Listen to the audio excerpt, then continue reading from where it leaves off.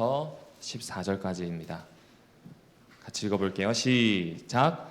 진실로 진실로 내게 이르노니 우리는 아는 것을 말하고 본 것을 증언하로나 그러나 너희가 우리의 증언을 받지 아니하는도다. 내가 땅의 일을 말하여도 너희가 믿지 아니하거든 하물며 하늘의 일을 말하면 어떻게 믿겠는가. 하늘에서 내려온 자 곧 인자 외에는 하늘에 올라간 자가 없느니라. 모세가 광야에서 뱀을 든 것 같이 인자도 들려야 하리니 이는 그를 믿는 자마다 영생을 얻게 하려 하심이라. 아멘. 네, 사실 14절까지인데 15절까지 그냥 같이 읽었습니다. 여러분 잘 알고 계신 것처럼 유치원에서는 모든 걸 배울 수 있는 것 같습니다. 한 10년 정도 된 것 같은데요. 이 로버트 풀검이라고 하는 사람이 내가 정말 알아야 할 모든 것은 유치원에서 배웠다라는 책을 내게 됩니다. 정말 그런 것 같아요. 유치원에서 배운 대로만 하면 꽤 많은 문제가 해결됩니다. 예를 들어볼까요? 첫 번째는 유치원에서는 모든 것을 정리정돈하라고 배웁니다. 맞나요? 예, 근데 집마다 여건이 다르죠. 그렇죠? 방문을 좀 꺼려지는 것이 무엇이냐면 집 정리 때문이기도 합니다. 배운 대로만 하면 되는데 어렵죠. 정리정돈 안에는 쓰레기에 대한 내용도 있겠죠. 만약 우리가 정리정돈을 잘 한다면 쓰레기 발생률이 현저하게 낮을 겁니다. 그런데 세계는 환경 문제로 골치 아파하고 있습니다. 유치원에서는 무엇이든지 나누어 먹으라고 이야기합니다. 맞나요? 네, 서로 챙기고 나누라고 이야기하죠. 그런데 유치원 문턱만 나서면 희한하게 독차지하려고 노력을 합니다. 그게 사람인 것 같아요. 하나가 더 있습니다. 유치원에서는 거짓말 하지 말고 어떻게 살라고 가르치죠? 네, 근데 살아보니까 어떠세요? 정직하면 사실상 못 살 것 같아요. 그런 일들을 자주 겪게 됩니다. 누구나 사이좋게 지내고 누구나 친구가 되라고 하는데 오히려 어른이 되어보니까 평화라든지 정의라는 명목하에 전쟁을 일으키고 서로가 서로를 죽이기까지 합니다. 이 사람들이 유치원 문턱을 못 넘은 사람들일까요? 아니요. 어쩌면 그런 일들을 일으키는 지위가 높은 사람들은 영재들이 다닌다는 유치원을 나왔는지도 모르겠습니다.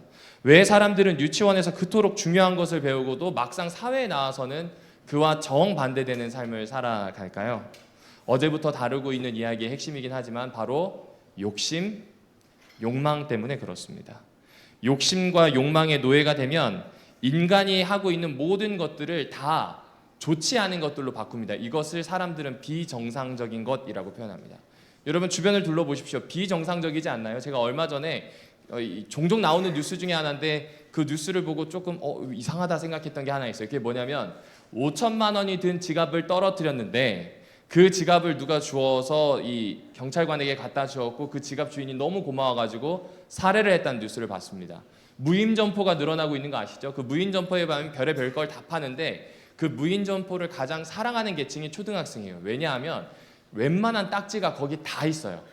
그런데 무인 점포에 가서 아이들이 카드를 넣는 척하고 결제를 취소하고 훔쳐가는 경우가 참 많은데 6학년 어떤 친구가 카드를 넣고 정확히 30개를 샀으니까 30개를 일일이 클릭을 해서 결제를 했어요.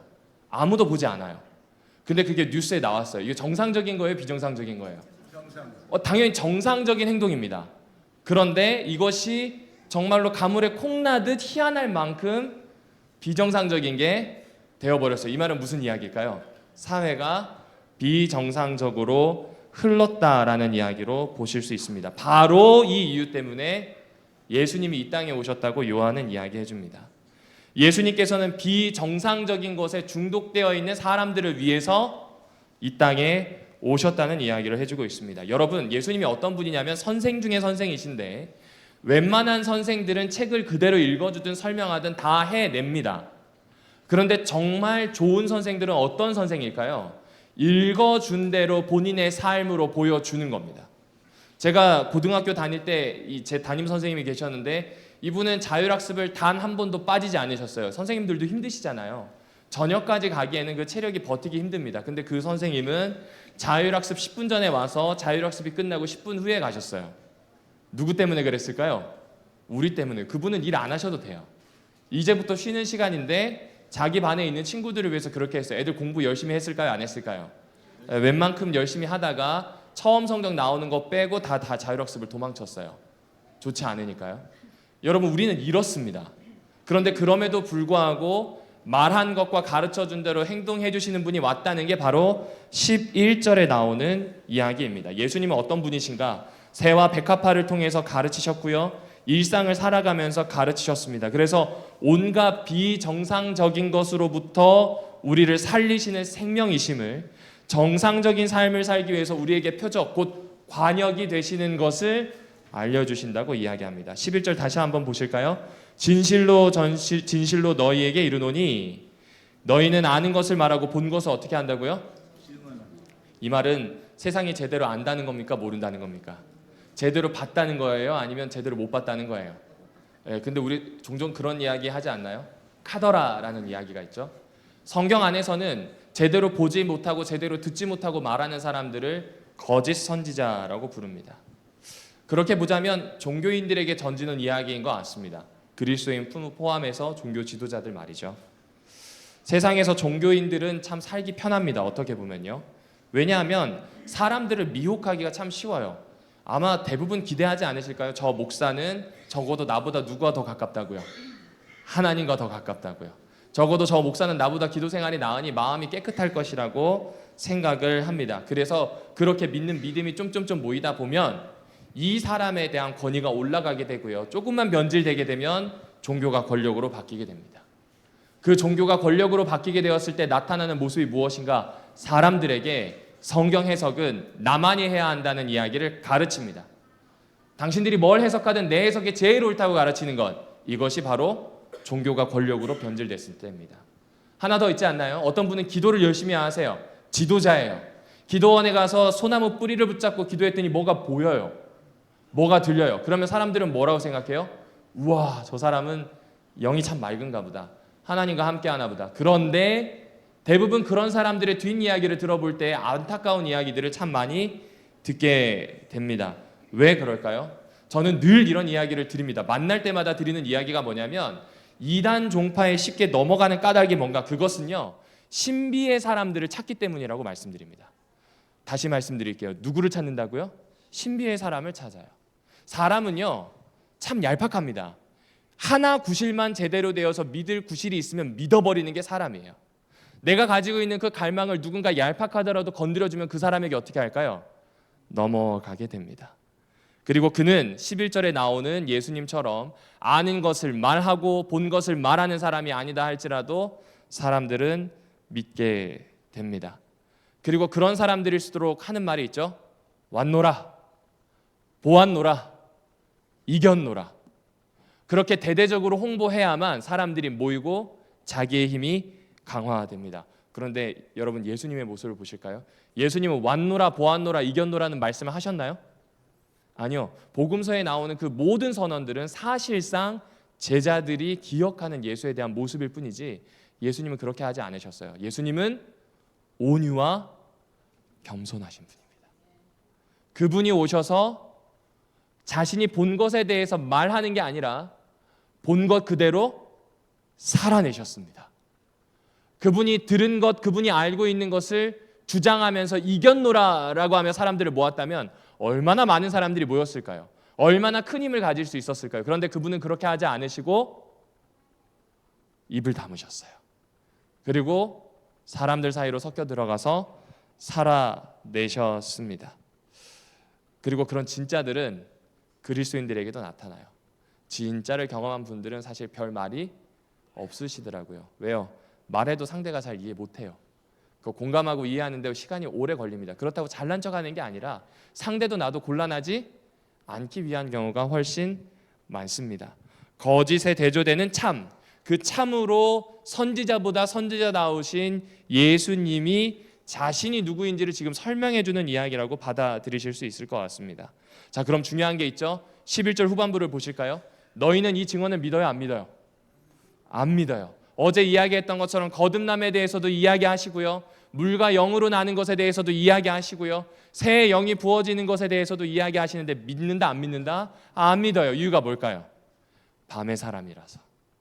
내가 가지고 있는 것을 포기하고 싶지 않아서입니다. 그러니까 이걸 조금 더 쉽게 설명하자면 내가 살고 있는 삶의 이 기반이나 토대가 흔들리는 걸 원치 않아요. 예수의 뜻대로 살게 되면 이 집은 넘어갈 것 같고요. 예수의 뜻대로 살 것 같으면 내가 가지고 있는 모든 커리어들이 사라질 수밖에 없는 위기에 처하는 경우도 있다는 겁니다. 그런데 이걸 포기하면 내가 완전히 없어질 것 같아요. 그러니 못해요. 그리고 또 때론 이렇게 이 오해를 합니다. 신앙을 한다는 것 자체가 엄청나게 큰 것을 포기해야만 하는 것으로 오해합니다. 그래서 믿는 사람이 아니라 교회에 와서 예수를 추종하는 사람, 그가 가지고 있는 특별하고 좋은 것들을 따라가는 사람 정도로 남으려는 마음이 혹시 있는지도 모르겠습니다. 그러나 교회는 그런 곳이 아니에요. 예수님은 우리 한 사람 한 사람과 깊은 합의를 원하십니다. 여러분, 깊은 합의는 약속에 근거합니다. 결혼하셨잖아요. 혹 결혼 안 하셨을 수도 있습니다. 그러나 여러분이 어떤 계약 관계에 들어간다면 깊이 연루될 수밖에 없는 것을 이야기해주고 있는 겁니다. 주님은 그런 것을 원하십니다. 그래서 주님은 끊임없이 우리에게 요청하시는 게 무엇인가? 내가 고백하고 내가 살았다. 그러니 너희도 어떻게 하자고요? 고백하고 구체적으로 살아내자는 이야기를 해주고 계신 겁니다. 요한은 이 이야기를 14절에 보시면 이스라엘이 광야에서 질병과 죽음의 시기를 보내던 때의 이야기로 우리를 데려갑니다. 질병과 죽음이 판을 쳤던 그 시기, 바로 민수기 21장에 나오는 광야에 살고 있었던 맹독을 가진 불뱀들이 나와서 사람들을 물 때입니다. 사람들은 몸이 마비가 되는 걸 느꼈고 생명의 호흡이 꺼져가는 걸 느꼈어요. 그리고 이렇게 죽게 되는 것을 경험하게 되면서 두려워했습니다. 어떻게 했을까요? 모세를 찾아가요. 그리고 살려달라고 이야기하면서 맨 마지막에 붙이는 게 당신은 하나님과 좀 더 가까우니 얘기 좀 해보라는 겁니다. 모세 하나님께 여쭙니다. 그리고 하나님은 그 모세가 여쭙는 이야기에 대해서 이렇게 대답하시죠. 뭐라고 대답하시나요? 나무를 세워라. 그리고 거기에다 무엇을 매달아라? 구리로 만든 뱀을 매달아라. 더 중요한 게 있어요. 그걸 어떻게 해야 돼요? 봐야 살아요. 지금 요한은 이 이야기를 통해서 우리를 새로운 세계로 초청하고 있는 겁니다. 여러분, 이런 것 같습니다. 저는 개를 좋아했거든요. 근데 어렸을 때 저희 아버지가 이 크리스마스 선물로 축구공과 개를 바꿔주시면서 개를 이렇게 사랑할 수 있는 마음이 닫혀버렸어요. 그런데 개를 잘 보면 재밌는 게 뭐냐면 이 친구가 기가 막히게 사람의 마음을 압니다. 맞나요? 맞아요. 와가지고 언제 부벼야 될 줄 알고 언제 외로운지 알아서 주인 옆에 있어주기도 합니다. 그런데 이 친구와 성경에 대한 이야기를 할 수 있을까요? 이 친구와 영생에 대한 이야기를 할 수 있겠습니까? 하늘 같이 가자고 이야기가 쉬워요? 어려워요?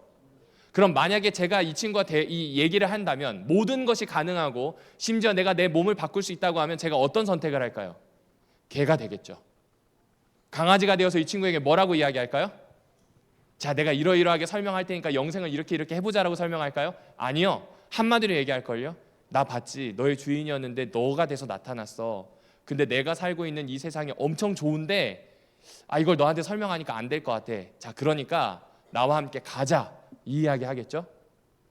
뭘 요구하는 거예요? 무엇을 요구하고 있는 거예요?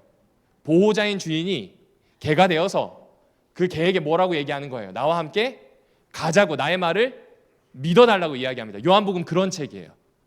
몰라요. 영생이 무엇인지, 하나님 안에서 사는 것이 무엇인지, 하나님 나라가 무엇인지를 모릅니다. 그러니까 뭐라고 대답하세요? 계속하는 모든 질문에 나와 함께 가자는 겁니다. 나를 믿어달라는 이야기를 주님이 하고 계시는 겁니다. 그리고 재미있는 것은 그 현장을 모세의 현장과 딱 같이 놓습니다. 자, 사람들이 쳐다보면 사는데 안 봅니다. 왜 그럴까요? 자기들 상식에는 구리뱀을 쳐다보는 게 해독할 수 있는 게 아니에요. 이집트는 의술이 발달했거든요. 의술이 발달했으니 최대한 재빠르게 칼로 도려내어서 환부해서 피를 빨아내야 된다고 생각합니다. 그런데 그러기에도 시간이 늦어요. 왜요? 맹독을 가진 독사예요. 그러니 죽음만 있는 겁니다. 아무도 쳐다보지 않아요. 그런데 개 중에 자기의 가족이 죽지 않았으면 하는 마음으로 믿져야 본전이지라고 하는 생각으로, 또 때로는 하나님을 잘 믿고 있었던 사람들이 보기 시작합니다. 어떻게 되었을까요? 살았어요. 살았습니다. 그리고 그때부터 이스라엘 백성은 느끼게 됩니다. 이 하나님이 말씀하시면 어떻게 해야 돼요? 움직여야 돼요. 근데 이게 한 번입니까? 반복입니까? 그렇죠. 훈련이에요. 다시요. 무엇이라고요? 훈련입니다. 자, 오늘 이야기가 다 끝났습니다. 요한은 이 두 가지 이야기를 하려고 이 이야기를, 니고데모의 이야기를 우리에게 소개해 주고 있습니다. 다시 한번 14절과 15절을 보실까요? 모세가 광야에서 뱀을 든 것 같이 인자도 들려야 하리니 이는 저를 믿는 자마다 영생을 얻게 하려 하심이라. 광야에서 불뱀에 물려 죽게 된 자들에게 모세가 놋뱀을 매달았듯이 죄인이 구원을 받기 위해서 친히 십자가 위에 뱀의 상징으로 달리신 누구를 소개하고 있는 겁니까? 예수를 소개하고 있는 겁니다. 그러면 못 박혀 있는 예수 그리스도가 있다라고 하면 절로 우리가 구원을 받는다는 이야기입니까? 절로 영생을 경험한다는 이야기입니까? 아니요. 뭐 해야 될까요? 그렇죠. 근데 쳐다봐야 되는데 봐요, 안 봐요? 그러니까 뭐가 필요해요? 훈련이 필요해요. 반복이 필요합니다.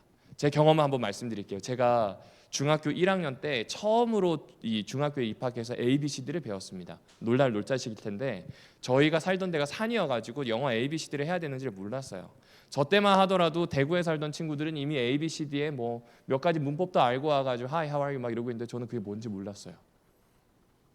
근데 선생님이 아무리 설명을 해도 중1인 제가 이해를 할까요? 못할까요? 못해요. 그래서 어떤 방법을 선택했을까요? 네, 교과서를 통째로 외우기로 선택을 합니다. 교과서를 통째로 외우기로 선택하고 1학년 1학기 중간고사 범위인데 여러분들이 보시기엔 아주 우습지만 그때 저에게는 굉장한 겁니다. 한 A4 용지로 한 3페이지밖에 안 돼요. 근데 이걸 외우려고 하니 힘들어요? 쉬워요? 그렇죠. 처음에는요 하자마자 던져버렸어요. 그리고 나가서 축구했어요. 그 다음 이틀날 되었을 땐 앉아서 또 봅니다. 한두 글자 보이는데 못하겠어요. 또 던져버렸어요. 그런데 포기 안 한 게 참만 다행인 것 같아요. 3일 4일이 되다 보니까 어느 순간 A4 한 장을 다 읽었더라고요. 다시 읽을 엄두가 나지 않아서 2페이지, 세 번째 페이지도 읽었어요. 그리고 다시 던져버렸어요. 그리고 또 다시 외우기 시작했습니다. 그런데 속도가 점점 빨라지는 겁니다. 나중에 속도가 빨라지더니 시험 볼 때는 머릿속에서 책 페이지가 넘어가요. 그러니 뭐 하고 있을까요? 정답을 쓰고 있어요. 그때 기적적인 점수가 나와요. 아직도 기억합니다. 90.5. 90.5가 나왔어요. 그 다음에 영어 잘했게요? 못했게요? 내신은 잘했는데 말은 못해요. 비슷하지 않나요? 왜 이 말씀을 드리냐면 여기 앉아 계신 우리 어르신들이 제일 먼저 하셨던 공부 방법이 반복해서 입에 붙여 외우는 거예요. 똑같은 거예요. 지금 그걸 이야기하는 거예요. 반복해서 쳐다보라는 거예요. 반복해서 성경을 쳐다보고 반복해서 십자가를 쳐다보라는 이야기를 하는 겁니다. 거기에 무엇이 있어요? 영생이 있다는 이야기를 해주고 있습니다. 자, 그렇다면 영생은 무엇인가? 이게 중요하겠죠? 어제 거듭나는 것에 대해서 이야기했는데 영생은 무엇일까요? 우리는 대부분의 영생을 영원한 시간 안에서 살아가는 과정쯤으로 봅니다. 그런데 요한이 이야기하는 영생은 완전히 다른 거예요. 왜냐하면 요한은 유대인이거든요. 헬라인들처럼 확고한 시간의 개념이 없어요. 그런 유대인인 요한이 이야기하는 건 딱 한마디로 이겁니다. 따라해 보실까요? 변화. 그렇죠. 질적인 변화입니다. 훈련을 통해서 무엇이 바뀌어요? 질적인 변화를 한다는 이야기를 하는 겁니다. 여러분 김유신과 말의 이야기 아시죠? 김유신이 화랑들 중에서 제일 잘 나가던 사람입니다. 쉽게 얘기하면 육군 이 사관학교 생도들 중에서 늘 1등인 친구예요. 그러니까 그 친구는 나라에서 특별관리에 들어가요. 왜냐하면 나중에 전쟁에 가서 굉장한 전과를 세울 거라 기대하고요. 가장 좋은 말을 줍니다. 가장 좋은 말들은 어떤 말인가? 주인의 마음을 미리 아는 말이에요. 김유신이 어딜 자주 다녔을까요? 그때 나이가 16살인데 16살짜리가 어디를 자주 갔어요? 기생집을 자주 갔어요. 그리고 어느 날 정신을 차리고 더 이상 안 가야 되겠다고 생각을 했는데 일을 보고 나와서 너무 피곤해가지고 마리에서 졸았는데 눈 떠보니까 어디예요? 무슨 루 앞이에요. 이거 어떻게 해요? 말의 목을 베어버립니다. 사실 미련한 행동이죠. 그런 명말을 얻기가 힘들어요. 훈련이 되어서 주인이 어디 가야 하는지를 알고 데려다 준 거거든요. 그런 말 죽이면 돼요? 안 돼요? 사실은 안 돼요. 그래서 무엇을 선택하냐면 사실상 이야기를 조금 더 만들어 볼게요. 무엇을 선택하냐면 오로지 정신이 깨어서 한 달 동안 집으로 가는 쪽으로만 훈련을 시켰다고 해봅시다. 그러면 졸면 어디로 갈까요? 그렇죠. 하나님이 그거 선택하신 거라니까요. 좋은 명말을 만들어 놨는데 자꾸 이상한 데로 가요. 그런데 그 명말을 김유신은 배웠지만 누구는 안 배웠어요. 하나님은 배지 않으셨어요. 요한복음의 핵심이 거기 있습니다. 심판의 초점이 있는 것이 아니라 얼만큼 사랑하시는지, 어떤 반복을 통해서 어떤 삶을 누리길 원하시는지를 우리에게 보여주시고 계십니다. 여러분, 에스겔서 18장 31절에 이런 이야기가 나옵니다. 너희가 범한 모든 죄악을 버리고 마음과 영을 새롭게 할지어다. 이스라엘 족속아, 너희가 어찌하여 죽고자 하느냐? 맞습니다. 하나님과 떨어져 나가는 것은 죽음이에요. 그런데 그 죽음 반대편으로 하나님은 이끌기를 원하십니다. 간같이 마셔야 하는 게 있어요. 그것은 하나님이 하시는 훈련에 우리가 참여하고 있다는 겁니다. 우리의 삶은 점이 아니라 선입니다. 우리의 신앙은 이례적인 행동이 아니라 지속적인 연습입니다. 우리가 보고 있는 것은 현재의 지금을 살아가는 것뿐만 아니라 앞으로의 끝을 향해서 살아간다는 점을 잊으면 안 된다는 겁니다. 니고데모에게 이 부분까지를 설명하고 요청하시는 거예요. 마치 주인이 개가 되어서 자신이 사랑하는 개에게 뭐라고 이야기하는 것처럼요. 새로운 세계로 가자고 하는 것처럼요. 그 이야기를 오늘 우리에게도 똑같이 들려주고 계시는 겁니다. 여러분, 여기에 영생이 있습니다.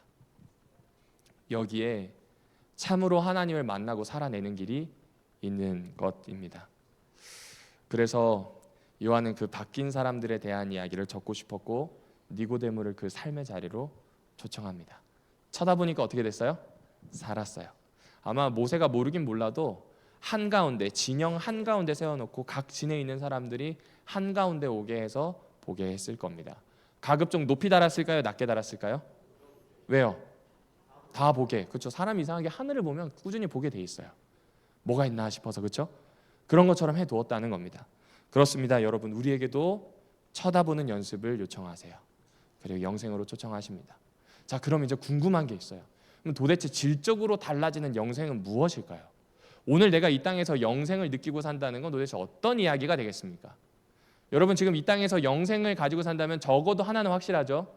이 모습 이 모양은 아닐 것 같아요. 그죠? 어떤 모양일까요? 곰곰이 생각하다가 요한복음 뒤로 뒤적뒤적 하다가 요한복음에 적혀있지 않지만 하나 흐르는 맥락을 발견하게 됐습니다. 그게 무엇이냐면요, 영생을 사는 사람들의 특질이 드러나더라고요. 그 특질 첫 번째가 감사였습니다. 근데 조금 더 좀 살펴보려고 내려갔어요. 여러분, 언제 감사합니까? 아주 쉬운 질문이죠. 감사할 게 생겼을 때 감사합니다. 그런데 감사할 게 생긴 사람이 있고 안 생긴 사람이 있어요. 그죠? 그러면 감사할 게 생기는 사람과 안 생기는 사람의 차이가 무엇일까요? 네, 감사할 것을 관찰하는 사람과 아닌 사람이겠네요. 맞나요? 그런데 그 감사할 것을 찾을 때 대부분 감사로 시작하십니까? 아 하는 경탄으로 시작하십니까? 그렇죠. 거기가 있더라고요. 예수를 만난 사람들의 특질이 뭔가? 경탄할 줄 알아요. 감탄할 줄 알아요. 내 삶에서 나타나신 예수, 내 삶의 일상에서 발견하게 된 무언가를 경탄할 줄 아는 그 힘이 감사하러 이끌고 질적으로 다른 영생을 오늘 살아내도록 만들고 있더라고요. 사랑하는 오남교회 성도 여러분들이시여, 경탄하는 축복이 저와 여러분에게 있기를 원합니다. 여러분, 오늘 제가 한 장로님을 뵙고 굉장히 경탄했던 게 뭔가 대상포진인데 걸어 다니세요. 감사하더라고요. 사실은 몸져 누워야 맞는데 마비가 되는 것 같은데 걸을만 해요 하면서 걸어 다니시더라고요. 여러분, 오늘 제가 아침에 일어나서 경탄했던 게 무엇인지 아십니까? 제가 숨을 쉬고 있다는 사실에 경탄했어요. 코끝에 숨이 들어가고 나가는 게 얼마나 감사한지. 왜 그러냐면 제가 얼마 전까지 우리 딸내미가 이 독감에 걸려서 저도 같이 있다 보니까 코가 실룩실룩 하더니 결국엔 줄줄줄 흐르더라고요. 숨 쉬는 게 너무 힘들었는데 오늘 아침에 일어났는데 숨이 쉬어져요. 경탄했던 것 같아요. 여러분, 이것뿐일까요?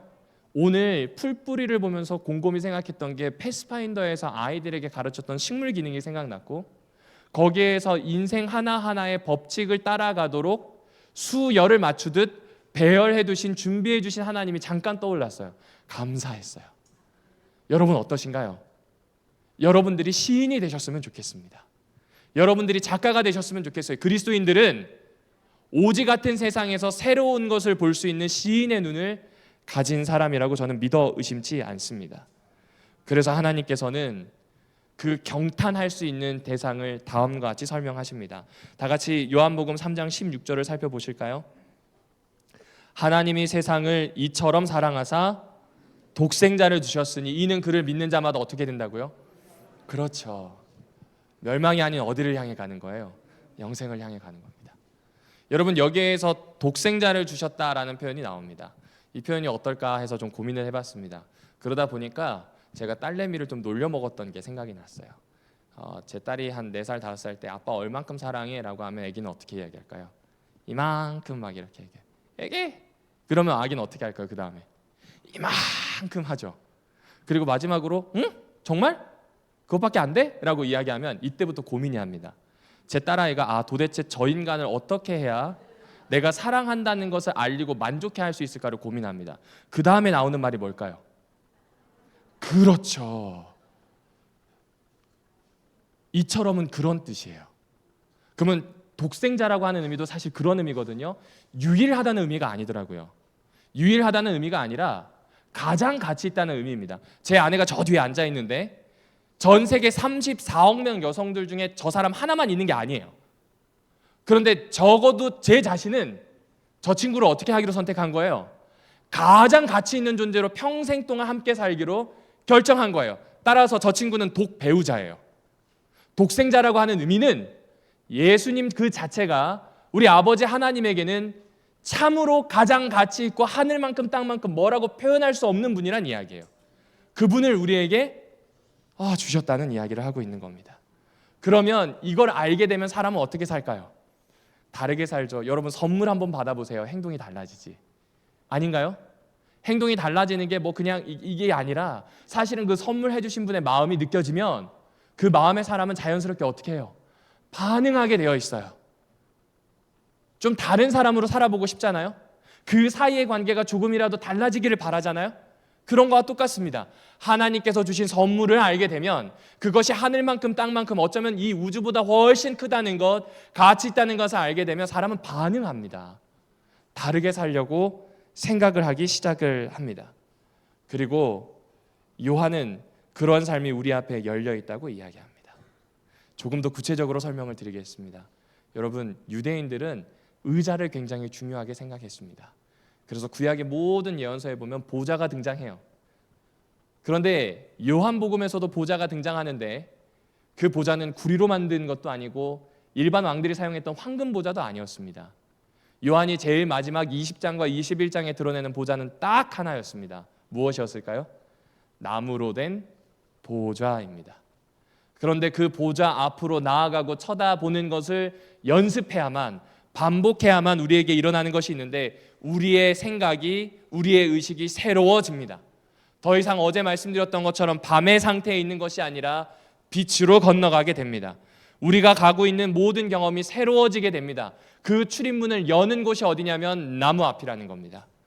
우리가 가지고 있는 모든 것들이, 우리가 영원하다고 생각하는 모든 것들이 달라지는 그 문고리를 잡고 여는 것이 바로 오늘 요한이 우리에게 소개해주는 이야기입니다. 요한은 그런 메시아를 우리에게 소개합니다. 그래서 요한복음 읽어보시면 심판 이야기가 없어요. 거의 없어요. 심판을 간과하는 게 아니라 심판이라고 하는 이야기보다 훨씬 크게 나타나는 이처럼 사랑하시는 유일하게 가치 있는 분을 보내주신 하나님의 사랑을 이야기합니다. 따라서 요한이 은연중에 암시해주는 심판은 본인의 선택이 되는 거예요.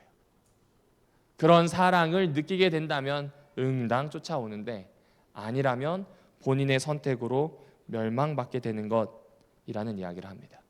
하나 더 있죠. 심판은 하나님만 하는 게 아니죠. 죄송하지만 여기 앉아 계신 분 한 분 한 분이 사실은 재판관이세요. 목장 보고 견적이 나오죠. 저 목사 오늘 아침에 일찍 일어났겠구나, 늦게 일어났겠구나, 행색을 보니 작업을 했구나, 나옵니다. 맞죠? 우리는 그렇게 판단이 빨라요. 그런데 그 보좌 앞에 나아가서 영생을 경험하게 되면 자신의 기준으로 인류를 심판하던 모든 것들을 뒤집어 버리고 그런 밤과 같은 삶을 완전히 뒤로하고 다시금 서로가 서로를 사랑해야 하는 대상, 경탄에 맞지 않아야 하는 대상임을 알게 됩니다. 요한복음 3장 17절을 저와 같이 읽어보겠습니다. 시작. 하나님이 그 아들을 세상에 보내신 것은 세상을 심판하려 하심이 아니요 그로 말미암아 세상을 구원받게 하려. 맞습니다. 그것이 바로 여기에 있습니다. 여기에서 구원은 make whole, 전체를 바꾸는 겁니다. 여러분, 본래 요한이 이야기하는 우리는 하나님과 합일되어 있는 존재, 연합된 존재예요. 그런데 우리는 하나님과 떨어져서 찢어져서 지내게 됩니다. 찢겨진 마음이 되었어요. 그 찢겨진 마음을 make whole, 다시 하나로, 다시 전체로 만드는 일이 무엇일까요? 구원.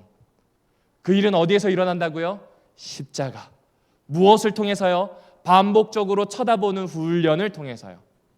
그렇게 새로운 합일, 새로운 삶, 질적으로 다른 영생으로 우리를 초청하고 있습니다. 사랑하는 오남교회 성도 여러분들이시여, 눈을 잠시 감아보실까요? 온 세상, 온 우주, 여러분이 떠올릴 수 있는 가장 아름다운 것을 한번 떠올려 보십시오. 어쩌면 오늘 아침 잎사귀에 맺혀 있는 이슬이 될 수도 있을 겁니다. 어쩌면 나를 반겨주는 가족의 미소가 될 수도 있겠죠. 그리고 다시 눈을 떠보실까요? 여러분, 행복하셨을 겁니다. 그런데 이게 영원합니까? 유한합니까? 유한합니다. 피조물의 사랑은 유한합니다. 피조물이 가지고 있는 사랑은 한결같을 수가 없다는 이야기입니다. 동시에 피조물의 사랑은 진실하지 않습니다. 부모가 가르친 대로 아이에게 보여주면 되는데 우리가 아이였을 때 부모를 통해서 보았던 것은 그런 모습이 아니었던 것 같아요. 여기 앉아있지만, 여기 서있지만 우리는 모두 다 겪어보았습니다. 부모로부터 상처받는 것이 무엇인지를 너무나 잘 알고 있습니다. 그리고 그의 사랑이 완전하지 않다는 것도 경험하게 되었습니다. 그러나 하나님은 어떤 분이시라고요? 영원하신 분. 우리에게 새 것을 지속적으로 공급하시는 분으로 나오게 됩니다. 어제 잠깐 소개해드렸던 우리 마음속의 온도는 몇 도일까? 정유민 친구의 이야기 중에 저는 이 부분이 너무 마음에 와닿았어요. 우리가 이사한 곳은 밤이면 쏟아질 듯한 별들을 머리에 두르고 걷는 곳이며 달과 별에게 마음을 빼앗겨도 되는 오지 산골입니다. 저는 달과 별에게 마음을 빼앗겨도 되는 오지 산골입니다라는 표현이 너무 와닿았습니다. 제가 살던 곳이 오지였거든요. 그런데 딴 거 없어요. 하늘에 봤을 때 달과 별 외에는 볼 게 별로 없습니다. 그래서 저는 도시로 도망치고 싶었어요. 그런데 이 친구는 그런 척박하고 부모가 암이어서 아픈 상황에서도 무엇을 보냐면 달과 별에게 마음을 빼앗겨도 된대요. 여러분, 척박하게 살아가는 오늘의 삶에서 잠시 십자가의 마음을 빼앗기셔도 좋습니다. 척박하게 살아가는 오늘의 삶에서 영생과 구원과 변화에 대한 깊은 이야기에 여러분의 마음이 완전히 넘어가셔도 좋다는 이야기를 해주고 있습니다. 우리는 그렇게 살아가는 사람이기 때문에 그렇습니다. 여기에 언제나 한결같은 사랑이 있습니다. 어떠한 경우에도 거짓으로 치우치지도 않고 진실된 사랑이 있습니다. 그 위에 더하여 영원한 생명까지 책임져주는 사랑, 바로 하나님의 사랑이 있음을 외아들을 통해서 보여주고 있습니다. 사랑하는 오남교회 성도 여러분, 이 시간 오남교회에 오셨습니까? 양지리 언덕에 잘 만들어진 예배당에 오셨습니까? 그렇다면 우리 심령의 상처, 고통, 죄의 문제를 죄송하지만 이곳에서는 다 해결받기는 어려울 수도 있습니다. 그러나 지금 우리 앞에서 두 팔을 쫙 펼치시고 이만큼이라고 얘기하시며 예수를 우리 앞에 선물로 주시는 분이라면 이 이야기는 완전히 달라질 수 있음을 기억해 주십시오. 그렇게 사랑하고 계시는 하나님의 가슴, 그 품 안으로 들어가 보십시오.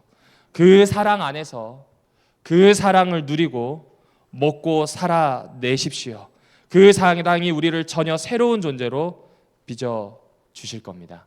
말씀을 마치도록 하겠습니다. 잠시 기도하겠습니다. 자비하신 주님, 저희의 말씀을 거두어 드리며 기도합니다. 하늘로부터 오셔서 우리에게 삶을 새롭게 보게 하셨던